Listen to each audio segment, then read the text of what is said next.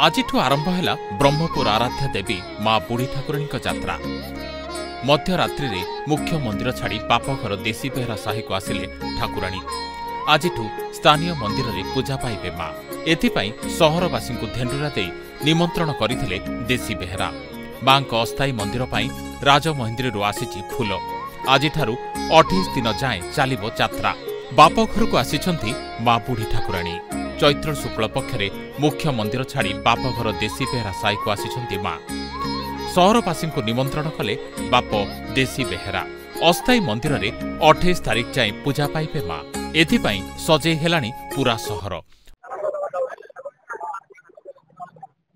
आज शुभकुंडी परठारु जेबे शुभकुंडी स्थापना ता परठारु प्रतीक्षार अवसान घटी एवं समस्त ब्रह्मपुरवासी जाइए गंजाम जिलावासी समस्त अपेक्षा करते माँ आसवे एवं बापा घर आसवे एवं से समय हूँ माँ अति उत्तम समय मान माँ खुशी समय एवं से समय माँ समस्त को आशीर्वाद करेंगे एवं बापा घर रही समस्त को दर्शन देवे आशीर्वाद करेंगे।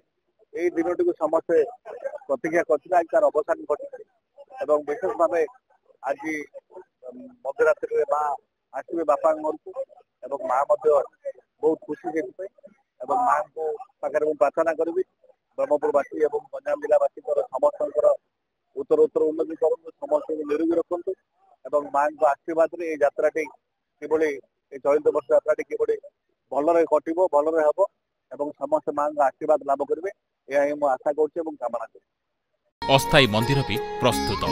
मां को पाई राजमहेंद्री फूल मगैछंती बापा।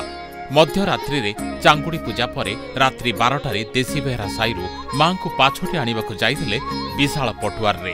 पूजा अर्चना परे मां को आज्ञामाला आनी स्थापन परे आरंभ हैला यात्रा।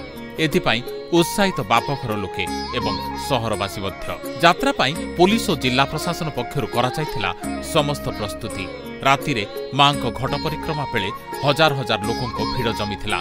ट्राफिक नियंत्रण सह यात्रा समय रे अपराधिक कार्यकलाप रोकिबाकू पुलिस पक्षरु रोड मैप प्रस्तुत होईछि। ब्रह्मपुर एसपी तत्वावधान रे बड़बजार थाना रे एक मिलित बैठक अनुष्ठित होइथिला। यात्रा समय रे बड़बजार अंचल रे 6 प्लाटून पुलिस फोर्स सहित 35 जन पुलिस अधिकारी नियोजित होइछन्ति। यात्रा स्थल रे 24 घंटिया कंट्रोल रूम खोलिछि। एप्रिल 3 तारिख रु 28 तारिख जाए देशी बेहरा साई तथा बड़बजार को गाड़ी मोटर प्रवेश उपरे कटकणा लागिछि। राति 12टारु भोर 4टा मध्यरे माल परिवहन करने व्यवसायी को परामर्श दिया जाइछि। ब्रह्मपुरु इतिश्री पात्रଙ୍କ रिपोर्ट स्वस्तिक न्यूज।